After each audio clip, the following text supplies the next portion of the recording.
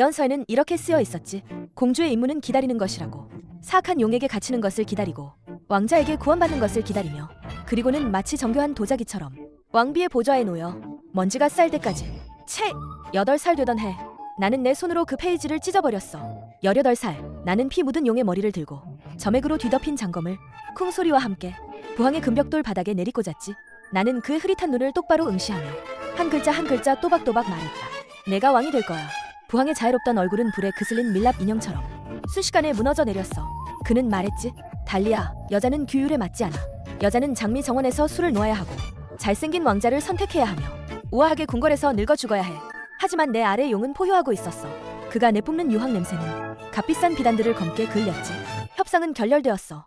그날 밤, 나는 용을 타고 가장 높은 채색 유리창을 부수고 늙은 고집쟁이들의 비명 속에서 자유로운 달을 향해 날아갔어. 내 동료들을 데리러 가야 해. 첫 번째 목적지는 동릉국. 무도회장 안. 신데렐라는 그 빌어먹을 연하늘색 드레스를 입고 말 잘 듣는 인형처럼 빙글빙글 돌고 있었지. 하지만 난 그녀의 눈 속에서 불꽃을 봤어. 그건 권력에 대한 갈증이었고 이 위선적인 무도회에 대한 혐오였지. 나는 드레스 자락 틈새에 숨어있던 비닐을 툭 건드렸어. 한때 선물처럼 이리저리 팔려다니며 수많은 남자들의 손가락 사이를 떠돌던 엄지공주. 지금은 우리 중 가장 날카로운 암살자지. 그녀는 내게 윙크하더니 겹겹이 쌓인 드레스 자락 속으로 순식간에 사라졌어. 뒷정원에서는 달빛이 칼날처럼 차가웠어. 나는 예언서를 신데렐라에게 던졌어. 그녀는 신데렐라라고 쓰인 종이를 보더니 싸늘하게 비웃었어. 그 웃음은 진흙탕 같은 삶을 꿰뚫어 본 잔혹함이었지. 내가 물었어. 나와 함께 갈래? 앞날은 불확실해. 남으면 왕비가 될 수 있어. 어느 쪽을 택할래? 그녀는 대답하지 않았어. 그저 발을 들어 세게 걷어찼을 뿐. 완두콩이 가득 담긴 그릇이 마치 도망치는 병사들처럼 더러운 재 속으로 굴러떨어졌어. 그녀는 그 콩들을 밟고 서서 고개를 갸웃하며 나를 봤어. 가자. 누가 그녀를 버려진 불쌍한 아이라 했나? 그녀는 그저 규칙의 틈새에서 유일한 사다리를 정확히 움켜쥐었을 뿐이야. 이 사다리가 지옥으로 향할지라도. 그날 밤 비니는 갈아입었다. 신데렐라가 소원으로 얻은 투명한 날개를. 그녀는 극광처럼 왕궁 가장 깊숙한 복도로 잠입했다. 얼굴도 제대로 못 알아보는 멍청한 왕자는 수정 구두를 멍하니 바라보고 있었다. 그는 어젯밤 춤춘 사람이 누구인지도 몰랐다. 그는 오직 그 발이 그 빌어먹을 유리 구두에 들어갈 수 있는지에만 관심이 있었다. 비니는 비웃으며 수정 구두를 계모의 발 사이즈로 바꿔놓았다. 이른 아침, 성문 앞에서 신데렐라는 낡고해진 회갈색 앞치마로 갈아입고 왕자 앞에서 당당하게 걸어갔다. 왕자는 혐오스러운 듯 눈살을 찌푸렸다. 이 하찮은 하녀를 한 번 더 쳐다보려 하지도 않았다. 봐라, 이것이 그들이 보는 여성의 모습이다. 만약 화려한 껍데기를 입지 않으면 우리는 존재조차 하지 않는다. 성박 황야에서 우리는 소리내어 웃었다. 비니는 수정 구두를 신데렐라 계모의 발 사이즈로 바꿨다고 말했다. 신데렐라는 말했다. 그녀의 언니들은 독이 든 드레스를 차지하기 위해 피 터지게 싸우고 있다고. 그리고 나는 그 탐욕스러운 아버지의 침대 머리맡에 악령의 침을 남겨두었다. 동화는 끝났다. 우리 이야기는 이제 막 시작됐어.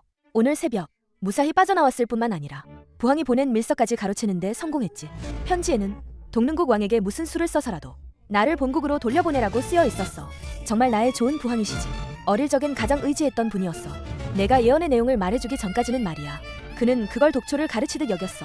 규율을 통해 나를 더 순종적인 공주로 만들려 했지. 하지만 그는 몰랐을 거야. 그에 따른 타고난 반골이라 이런 정해진 운명을 절대 받아들이지 않는다는 것을. 지금은 마을로 갈 수 없어. 먼저 박식한 동료 가나를 데리러 가야 해. 우리가 도착했을 때 가나는 궁전 지붕 위에 태연히 서 있었어. 수염새 왕은 병사들을 이끌고 아래에서 분통을 터뜨리며 포위하고 있었지. 나는 손을 뻗어 가나를 용등에 태우고 유유히 사라졌어. 가나는 먼저 손수건으로 용등을 닦으며 용 몸에 먼지가 너무 많다고 불평했어. 용은 화가 나서 몸을 흔들며 그녀에게 이빨을 드러냈지. 그녀는 즉시 말을 바꿔 용이 세상에서 가장 잘생긴 용이라고 칭찬했어. 그녀는 신데렐라에게 보석 드레스를 선물했고 이어서 끊임없이 불평을 늘어놓기 시작했어. 그녀는 부항이 자신에게 결혼을 강요한다고 말했어. 왕자들이 얼마나 기괴하게 생겼는지 보지도 않고 말이야. 친구로서 나도 그들의 범상치 않은 외모에 충격을 받았지. 그 눈썹 그린 왕은 더 심했어. 거지로 위장해서 도자기를 팔게 하고 요리사로 만들었지. 매일 그녀에게 이것도 못하고 저것도 못한다고 했어. 일부러 모욕을 줬지. 그녀는 신데렐라가 겪었던 어려움을 깨달았고 눈에는 미안함이 스쳤다. 신데렐라는 개의치 않았다. 그녀는 가나가 단지 모욕에 반격하고 있다는 것을 알았다. 어젯밤 그는 무도회에서 가나를 망신주려 했었다. 남은 음식을 온몸에 뿌리려고. 비니도 더 이상 듣고 있을 수 없었다. 화가 나서 그렇게 당하고만 있었냐고 물었다. 가나는 음식 전부를 왕의 얼굴에 덮어버렸다고 말했다. 심지어 입에 쑤셔 넣기까지 했다고. 그녀는 그 왕에게 자신의 개조 결과를 보여주겠다고 했다. 신데렐라가 비명을 질렀다. 왕의 추격대가 따라잡은 것이다. 그는 분노에 차서 부하들에게 우리에게 직접 활을 쏘라고 명령했다. 나는 가나에게 씩 웃었다. 오늘은 내 복수를 해줄게. 빗발치던 화살은 비룡의 꼬리 한 방에 모두 되돌아갔다. 나는 왕의 왕관을 겨냥해 활시위를 당겼다. 화살 한 발로 추격대를 모두 처리했다. 오로라는 100년 동안 잠들어 있었기에 고왕궁의 위치를 찾기 어려웠다. 가나는 이미 준비가 되어 있었다. 그녀는 고금의 문헌을 뒤져 정확한 위치를 추론해냈다. 신데렐라와 비니는 이 박식한 지략가를 감탄하며 바라보았다. 이것이 내가 가나를 먼저 찾은 이유였다. 그녀는 박식할 뿐만 아니라 의협심도 강했으니까. 온 왕궁이 오로라와 함께 잠들어 있었고 예언 속 왕자를 기다리고 있었다. 이번엔 내가 먼저 왕자의 꿈을 깨뜨릴 참이었다. 비니는 근원이 예언자의 저주에 있다고 알아냈다. 왕자가 이곳을 찾을 수 있었던 건 분명 예언자와 거래했기 때문일 터. 신데렐라는 예언자를 매수하거나 죽이면 저주가 저절로 사라질 거라고 제안했다. 말이 끝나기 무섭게 우리는 각자 행동에 나섰다. 신데렐라는 거대한 녹색 양탄자 2장을 엮었다. 이것이 왕자의 시야를 혼란스럽게 하고 오로라를 찾는 시간을 지연시킬 것이다. 하지만 예언자는 협조하지 않았다. 가나가 거액을 제시해도 입을 열지 않았다. 신데렐라는 생각했다. 그는 100년 전의 유명인사니 돈이 부족할 리 없다고. 비니가 소식을 가져왔다. 그가 가장 원하는 것은 젊음을 되찾는 것이라고. 나와 가나는 동시에 외쳤다. 라푼젤. 라푼젤은 신비한 금발을 가지고 있었다. 그녀에게 노래를 불러주면 젊음을 되찾을 수 있었다. 우리는 라푼젤을 예언자와 마녀의 도구로 전락하게 두지 않을 것이다. 신데렐라의 연기 덕분에 탐욕스러운 예언자는 속아 넘어갔다. 예언자가 그도와 격렬하게 싸우는 동안 우리는 용을 타고 기회를 엿보았다. 나는 기회를 포착해 전투에 합류했다. 깔끔하게 처리했죠. 비니는 이미 탑으로 날아갔고 라푼젤에게 우리의 소식을 전했어요. 라푼젤은 순진한 얼굴을 내밀고 호기심 가득한 눈으로 우리를 살폈죠. 그때 우리는 막 전투를 치른 참이라 솔직히 믿음직스럽지 못했어요. 멋부리던 가나는 흑투성이가 됐고 신데렐라도 아직 놀란 기색이었죠. 우리는 그녀의 선택을 존중했어요. 여기서 왕자를 기다리든 우리와 함께 가든 라푼젤은 결국 우리를 택했어요. 바깥 세상을 보고 싶어 했죠. 용은 마지못해 저를 태우고 탑으로 날아올라 라푼젤을 태웠어요. 저는 고생한 용을 위로하며 나중에 맛있는 걸로 보상해주겠다고 약속했죠. 멀리 떨어진 마을 상공으로 천둥이 날아올라 밤하늘을 환하게 밝혔어요. 밤하늘을 환하게 밝혔어요. 라푼젤은 몰랐을 거예요. 이 아름다운 등불들이 자신을 위해 켜진 것이라는 걸. 그녀는 부모님의 소식을 전해줘서 고맙다고 했어요. 그 순간 세상은 너무나 다정했죠. 우리 몇 명과 용 한 마리가 풀밭에 앉아 가장 아름다운 천등을 바라봤어요. 신데렐라가 말했어요. 그때 우리와 함께 떠난 것이 정말 다행이라고요. 그녀는 저를 보며 진심으로 고맙다고 말했어요. 천등이 모두 사라지고 그들은 라푼젤을 데리고 집으로 돌아가 부모님과 재회했어요. 하지만 우리의 전복 여정은 이제 막 시작이었죠. 저는 고왕궁 문 앞에서 왕자의 탐욕을 부숴버렸어요. 그는 나를 보며 뭔가 깨달은 듯했다. 내가 공주들과 황궁을 빼앗았다고 말했다. 나는 장검을 들어 올렸다. 그에게 말했다. 그들은 원래 너의 것이 아니라고. 그는 눈을 붉히며 나를 향해 욕설을 퍼부었다. 내가 재앙이라고 했다. 자원을 빼앗는 너희보다 나는 그저 내 동료들을 지키고 싶을 뿐이었다. 그날 고왕궁 앞에서 우리는 격렬한 전투를 벌였다. 승리했지만 우리도 큰 타격을 입었다. 다행히 황궁을 지켜냈고 오로라를 제때 깨울 수 있었다. 그녀는 내게 물었다. 당신이 날 깨웠나요? 하지만 나쁜 소식은 계속 이어졌다. 고국에서 모후가 위독하다는 소식이 전해졌다. 고민 끝에 나는 그래도 한번 돌아가기로 결정했다. 부모님을 막 만난 라푼젤마저도 나와 함께 집으로 돌아가자고 했다. 황궁에는 호시탐탐 노리는 부항이 있었고 나를 경계하는 신하들도 있었다. 모후는 나를 안고 애처롭게 울었다. 내가 까맣게 타고 말랐다고 했다. 그녀는 내가 좋아하는 음식으로 상을 가득 차려주었다. 나는 나를 가장 아끼던 모후가 가장 먼저 나를 배신할 줄은 몰랐다. 그리고 나는 기절했다. 깨어났을 때 나는 18층 마계에 갇혀 있었다. 모후는 여전히 나약하게 나를 보며 눈물을 흘렸다. 내게 왜 다투려 하냐고 물었다. 그녀는 왕자들이 이미 연합하여 나를 죽이려 상소했다고 말했다. 저는 모후에게 물었어요. 궁궐에서 행복하셨나요? 모후는 초라하게도 잘 지낸다고 했죠. 그럼 왜 늘 숲속 이야기를 안고 한숨 쉬셨나요? 저는 공주들이 가시밭길을 헤치고 세상을 구하길 바라요. 그날도 저는 모후와 불화 속에 헤어졌어요. 부항은 용이 특수 감옥에 갇혔다고 했어요. 비니도 거기서 용과 함께 있을 거라고요. 그가 저를 미끼로 삼아 그들을 함정에 빠뜨린 거죠. 그는 결혼식이 끝나면 제 친구들이 집으로 돌아갈 수 있을 거라고 했어요. 남의 것을 탐내는 자만이 남을 그렇게 추측하죠. 고개를 숙이지 않는다면? 그럼 감옥에서 잘 지내다가 결혼식을 기다려라. 나중에 저는 마침내 아주 작은 마력을 감지했어요. 쇠사슬을 부수고 온 힘을 다해 마침내 자유를 되찾았죠. 그때 벽 모퉁이에서 들려오는 두드리는 소리를 들었어요. 벽이 부서지고 가나, 신데렐라, 라푼젤이 기어들어왔어요. 모두 살이 빠져 있었죠. 가나는 정말 초라한 모습이었어요. 상처투성이인 그들의 손가락을 보고 저는 마음이 쿵 내려앉았어요. 가나는 지금 감동할 때가 아니라고 했어요. 용과 비니 없이는 내려가기 정말 힘들다고요. 라푼젤은 긴 머리카락을 잘라 생명줄로 만들었어요. 그녀는 말했죠.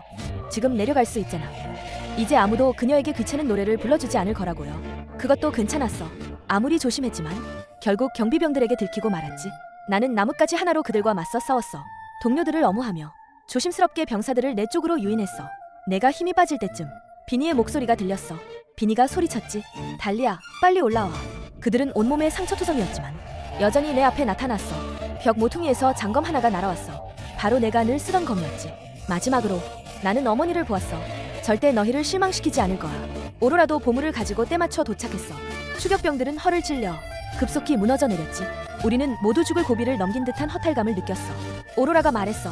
왕자가 도발할 때부터 뭔가 잘못됐다는 걸 알았다고. 비록 지금은 초라하지만 우리는 새로운 세상을 만들고 있어. 결혼을 거부한 잃은 왕자들을 격분시켰고 그들은 전국에 수배령을 내렸어. 자유를 위한 우리의 움직임은 확장되고 있었지. 왕자들의 기세는 꺾일 줄 몰랐어. 모든 금고는 더 이상 여자들에게 열리지 않았어. 디아나는 저항에 필요한 자금을 제공할 수 있다고 했어. 나는 그녀에게 왜 왕자와 결혼하려 했는지 물었어. 그녀는 왕자가 멍청이라고 말했지. 그 돈은 그에게 쓸모없어. 그녀는 왕자를 돈벌이 수단으로 삼을 거야.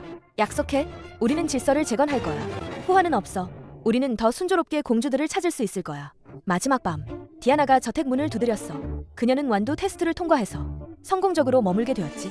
진정한 공주임을 증명하기 위해 그녀는 테스트를 통과해야 했어. 작은 완두콩 하나가 그녀의 운명을 결정했어. 작은 완두콩 하나가 왕자는 그녀가 진정한 공주라며 환희에 차소리쳤어. 디아나는 성공적으로 왕자의 신부가 되었어. 성대한 결혼식은 그저 돈을 위한 거래일 뿐이었지. 앞으로 그는 우리에게 돈을 벌어다 줄 도구가 될 거야. 자금이 생겼으니 우리의 혁명은 아무도 막을 수 없을 거야. 낡은 질서는 무너지고 있어. 미래는 우리가 장악한다. 우리는 다음 동료를 찾아 나설 거야. 자유를 위한 팀은 확장되고 그 힘은 결국 세상을 휩쓸 거야. 우리는 이 세상의 질서를 재건할 거야. 탈옥 소식은 역병처럼 퍼질 거야. 우리는 금지된 곳으로 들어가야 해. 이곳은 왕권의 법이 닿지 않는 곳이자 우리의 살 길이 있는 곳이야. 숲의 심장부에서 우리는 소문 속의 백설을 만났어. 왕자가 그녀를 사들이기 전에 우리가 먼저 그녀를 깨웠지. 함께 싸울 전우라 믿었건만 운명의 변수일 줄이야. 부황의 사냥개들은 예상보다 빨랐다. 백설은 왕자와 결혼만 하면 모든 게 괜찮아질 거라고 되뇌었다. 가난한 자유를 남자에게 맡기는 나약한 자들을 가장 경멸했다. 오로라는 그녀에게 싸우는 법을 가르치려 했지만 백설의 손은 떨리고 있었다. 포위망이 좁혀오고 공기 중에는 검은 마법의 악취가 진동했다. 이것은 왕실 금이대의 그림자 마법이었다. 전투는 순식간에 터져나왔고 썩은 나뭇잎 냄새는 피비린내에 묻혔다. 머리카락을 자르고 다시 태어난 라푼젤은 그 어느 때보다 치명적이었다. 짓밟혔던 모든 영혼이 지금 이 순간 미친 듯이 반격했다. 백설이 갑자기 소리치며 왼쪽 오솔길을 가리켰다. 저쪽에 출구가 있어. 함정이야. 그 순간 백설의 눈빛은 낯설게 변했다. 늪이 우리 동료들을 삼키고 있었고 백설은 높은 곳에 서 있었다. 진실이 밝혀졌다. 그녀는 금사세장을 위해 자신을 구하려던 모두를 팔아넘겼다. 왕자는 오만하게 선언했다. 우리가 그의 표본실의 새 전시품이 될 거라고. 우리를 표본으로 만들고 싶다면 내 검에게 먼저 물어봐야 할 거야. 연금술의 기적은 죽은 늪에서 순식간에 거대한 덩굴을 자라게 했고 진흙탕에서 기어나온 자만이 진정한 여왕이다. 분노한 용의 숨결이 왕자의 오만을 제로 만들었다. 이 검은 내가 가지고 논 모든 여성을 대신해 휘두른 것이다. 비명 소리가 검은 숲에 울려 퍼졌다. 백설은 겁에 질려 주저앉았다. 그들은 우리가 먹잇감인 줄 알았지만 우리가 이미 사냥꾼이라는 사실을 잊었다. 나는 그녀를 죽이지 않았다. 배신자의 남은 생은 후회와 공포 속에서 보내게 될 것이다. 우리는 더 강력한 동맹이 필요하다. 그 썩어바진 왕좌에 맞서기 위해 엘리사는 오빠들을 구할 수 깊을 옷을 꿰매고 있었다. 그녀의 눈빛은 강철처럼 단호했다. 왕권에 상처받은 두 여인은 폐허 위에서 맹약을 맺었다. 들불은 이미 저녁에 점화되었다. 하늘과 땅 모두 옛 질서의 선전포고를 하고 있다. 반격의 나팔은 부황의 결혼식에서 울려 퍼질 것이다. 그는 아직도 만세일기의 헛된 꿈을 꾸고 있다. 다음 목표는 우리의 모든 것을 되찾는 것이다. 비니의 소형 정찰기는 이미 황궁의 구석구석을 침투했다. 이곳에는 공주가 없다. 오직 전사들만 있을 뿐. 혁명은 뜨거운 피뿐만 아니라 냉철한 머리도 필요하다. 지식은 어둠을 꿰뚫는 가장 날카로운 단검이다. 그녀의 합류로 우리의 승산은 2배가 되었다. 새벽전이 항상 가장 어둡지만 결국 빛은 찾아올 것이다. 이 혁명은 더 이상 개인적인 원한이 아니다. 부황은 아직도 왕자를 기다리고 있다. 하지만 그를 기다리는 건 사신뿐이다. 전군 출격. 그것은 구시대가 한 번도 본 적 없는 장엄한 광경이었다. 그들이 자랑스러워하던 성벽은 용 앞에서는 종잇장처럼 허약했다. 폭풍이 궁전의 모든 오물을 씻어낼 것이다. 내가 돌아왔다. 부황의 권력을 상징하던 홀은 그의 목숨을 구할 수 없다. 왕관은 탐욕스러운 자의 머리에 씌워져서는 안 된다. 당신의 시대는 진작에 끝났어야 했다. 오늘부터 이곳에 더 이상 왕은 없다. 승리의 소식은 바람을 타고 대륙 전체에 퍼져나갔다. 모후, 제가 해냈어요. 저는 뒤돌아보지 않았어요. 저는 스스로에게 왕관을 씌웠어요. 통치를 위해서가 아니라 오직 자유를 위해서. 그것은 천년 동안 쌓여온 목소리였다. 이 순간 완전히 폭발했다. 새로운 질서가 폐허 위에 느리지만 확고하게 세워지고 있다. 펜의 힘은 장검 못지않다. 역사는 우리 스스로 써나갈 것이다. 지식의 씨앗은 이미 뿌려졌다. 돈은 이제 자유를 지키는 방패다. 모든 땅이 새롭게 태어나고 있다. 나는 평생 결혼하지 않겠다고 맹세한다.